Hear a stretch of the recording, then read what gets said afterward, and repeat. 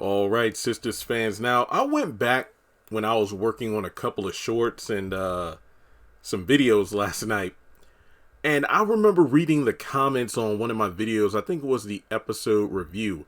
And someone said, man, if Andi tried to squeeze by me, I would have knocked her to the floor. And I'm like, when did that happen?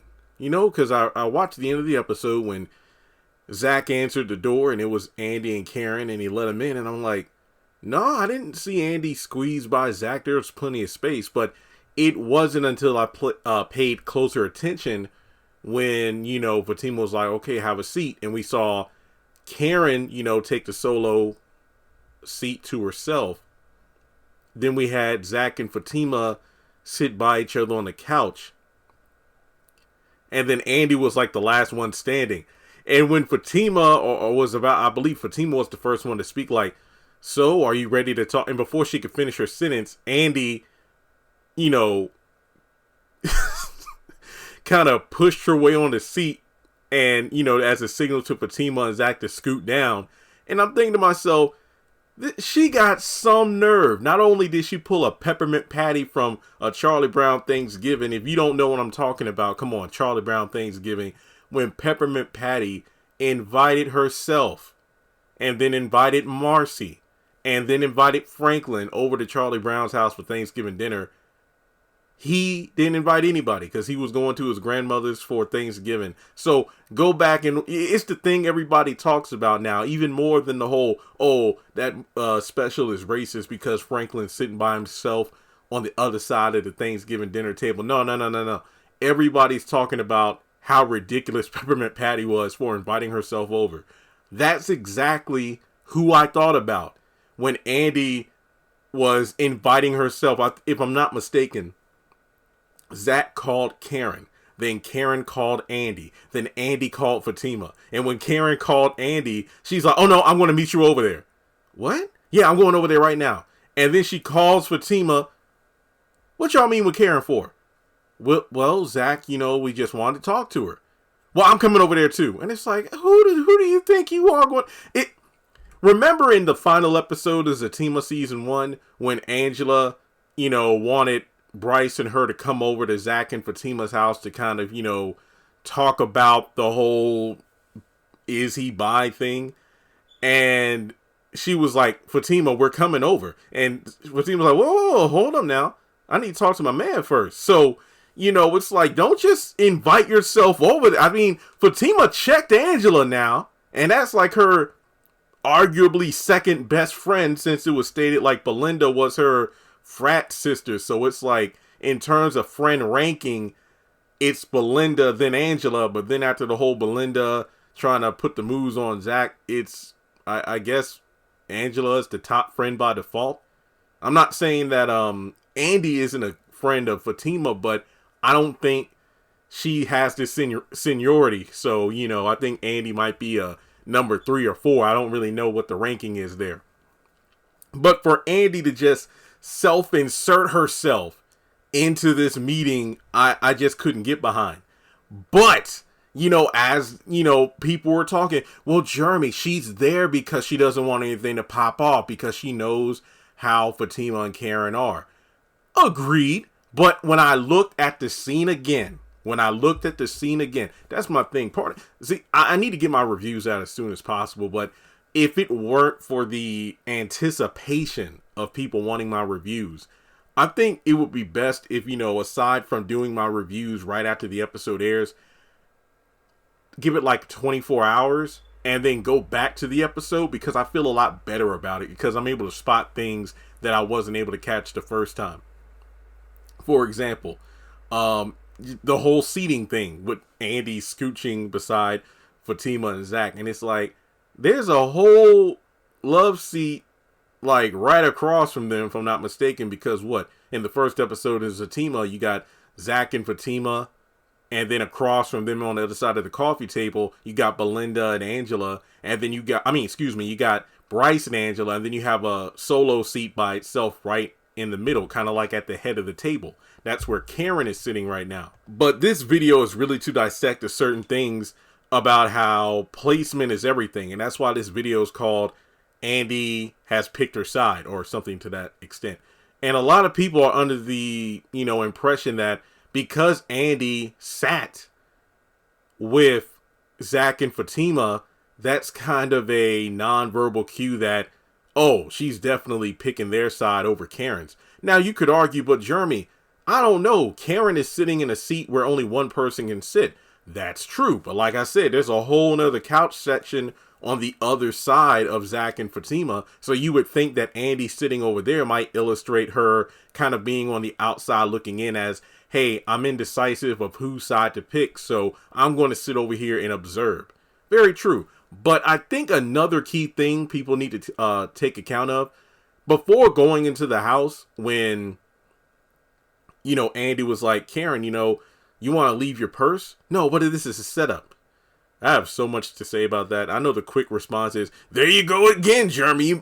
You pointed out Karen and what she's doing, but Fatima's done the same thing on multiple occasions. Very true. But we already know that's well within her character to do things like that, to be like the Medea, to carry the gun, in the purse.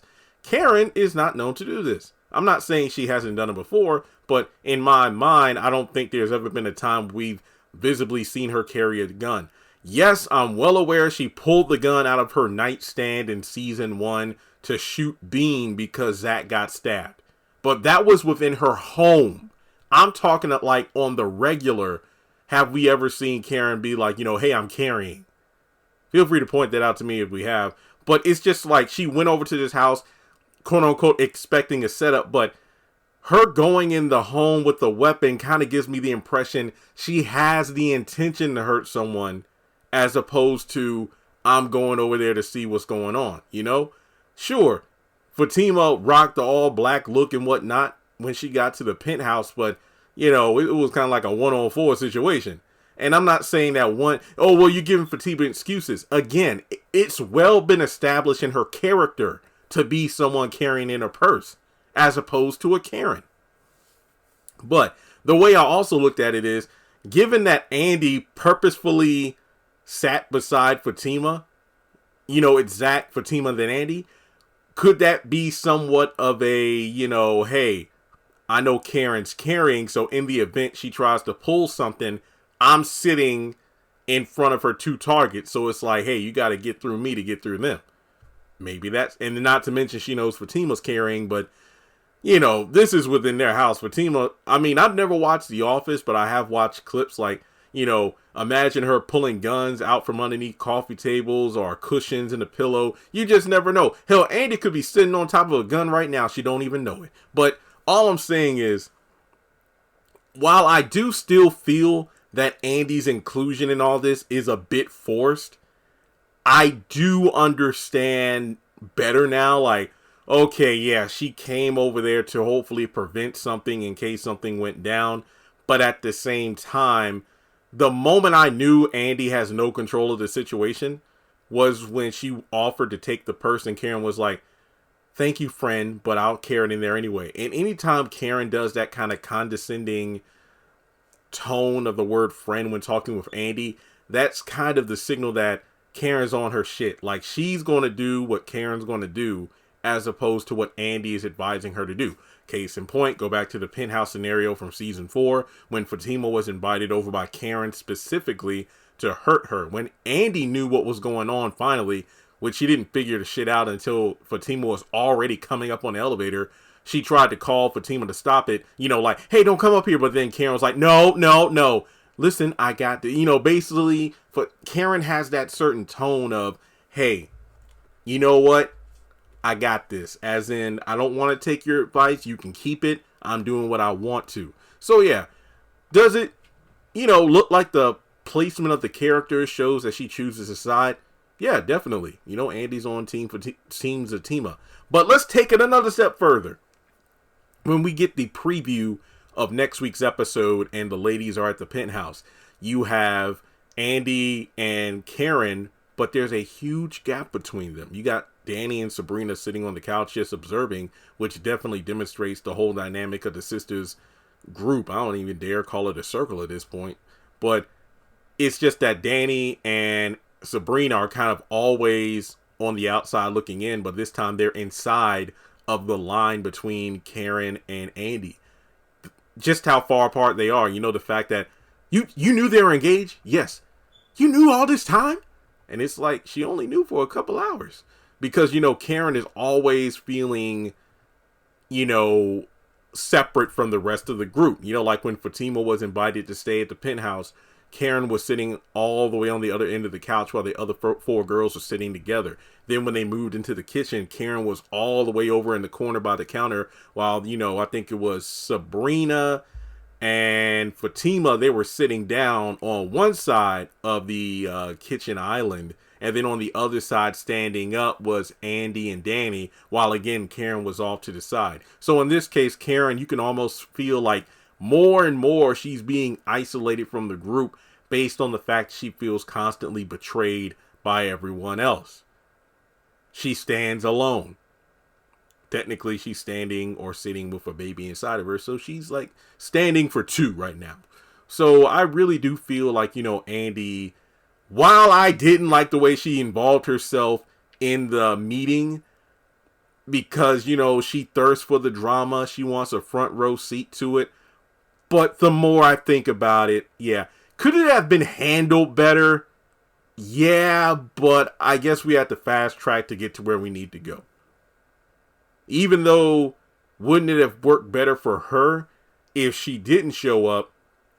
That way when Karen comes over and, is mad about the engagement, then she could truly be like, what? Because she didn't know. But we do know she's been lying about a lot of things about what she does and doesn't know about Zach and Fatima to Karen's face or over the phone. So, I don't know. Andi, it's hard. I just feel like, she's going to eventually lose her best friend, but it's not by choice. It's the fact that Karen has that mentality of you're either with me or against me. So whose fault is that? Is that because of her own stance that she's going to end up being alone? Because remember, Danny thinks she's a cool chick in regards to Fatima. And also, even though I don't know if I don't think Sabrina knows that Fatima was partially responsible for helping her get out of jail due to her cousin, Madam, giving Andi the intel needed to, schedule that visit leading to the bail. So I'm pretty sure Sabrina would be cool with Fatima as well. So yeah, Karen gonna be standing out there alone. So what do I think? Andi's picked a side, but I think regardless of her best friend status with Fatima, she knows not to get on Fatima's bad side. So yeah, I mean, hey, we'll just have to wait and see what goes down. But let me know your thoughts in the comment section below. Also going to throw this out here. Do you think there's going to be any Deja antics in the next episode? Like, can you imagine with all the ruckus going on with Karen screaming and crap, that Deja will knock on the door? I don't know why I want to see it happen. No, is it just because I want to see Deja again? Partially, but I don't know. I just feel like whenever Tyler Perry decides to rain on Zach's parade, it turns into like a monsoon. From the gas station wine dinner being canceled due to the meeting, to Karen flying off, to finding out about the engagement, to opening up the paperwork, to Heather's, charges for back child support. It's going to be wild. So with that being said, let me know your thoughts in the comment section below. Also, just a side note, the lighting in the scene before they go into the house, I thought was pretty interesting, because I think either I'm looking way too much into this like I usually do, but it just showed me how, based on like facial expressions and body language, that these two really aren't linked the way they used to be. Like, if you go back to season 1, I hate to say like all the time, I'm catching myself, my bad.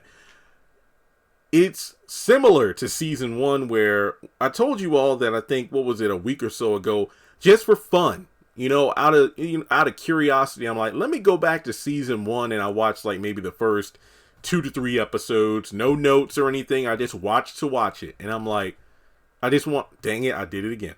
I was like, I mean, that's the only word I could think of that makes sense here, but I was like, wow, this is pretty wild how in terms of story beats, not much has changed, but the way these characters interact with each other has definitely changed. Most notably, Karen and Andi. Like, if you go back to those first, seasons, it's really these two against the world, so to speak.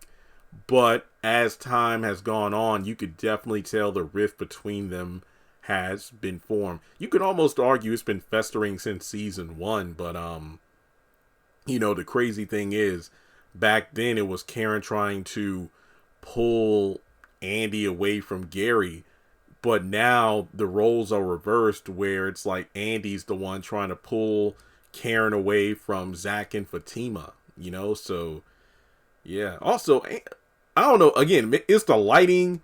I know this was definitely shot at nighttime, but I don't know, the way Ebony, like, the light hits her and everything, it's just her face. It's like, it's almost, and I don't want to, look, she's beautiful, just, yes, definitely, but I guess, like, the way she's presenting herself, like, the way Andy's, like, pleading with her not to escalate the situation, but it's and I don't want to use the word crazy or psycho, but it's almost like the quiet before the storm. Karen is somewhat unsettling when she's calm. It's like, what if it's a setup? No, I'm fine, friend. I got this. There was just something like a dormant volcano. Okay, maybe that's not the best terminology to use in this situation, but I'll use it anyway. Like a dormant volcano that's about to erupt. It's just one little trigger, one little tremor, and then boom, Karen's going to go off, which we do know is going to happen in the next episode. But I don't know. I just feel like Andi definitely picked a side. I didn't mean for this video. You know what? No. I'd rather this video be as long as it is, as opposed to chopping it up into 4 smaller ones, because, Walmart, one-stop shopping. There you go. All right, like and subscribe. Let me know what you think. How do you feel about Andi inserting herself into the meeting? Why do you think she came over? It's just moments where she kind of scooched, Fatima to get her to move down, her and Zach. I'm like, was that one of those unscripted moments? Because it definitely felt like it. It's just the fact that Andi did it with such a straight face, like, yeah, I want to sit here and monitor this entire thing. It's like, but nobody asked you to. So, yeah, all right. So, wait, one more thing. Plus, the fact that Danny was always like, I hate being left out of the loop. And then later on at the penthouse, it's like, yeah, Sabrina and Danny are listening in because they were excluded from the festivities. But then again, they were both kind of busy with, Sabrina talking with Calvin before going to Andy's, and Danny rushing to get to Andy's because she wanted to avoid talking to Preston. So it's like, why didn't you call us over? Well, to be honest, Zach probably would have expected them anyway, because the way people were just popping up magically, so who knows. All right, I've talked enough. Like and subscribe. Follow me on social media, and I will catch you in the next one.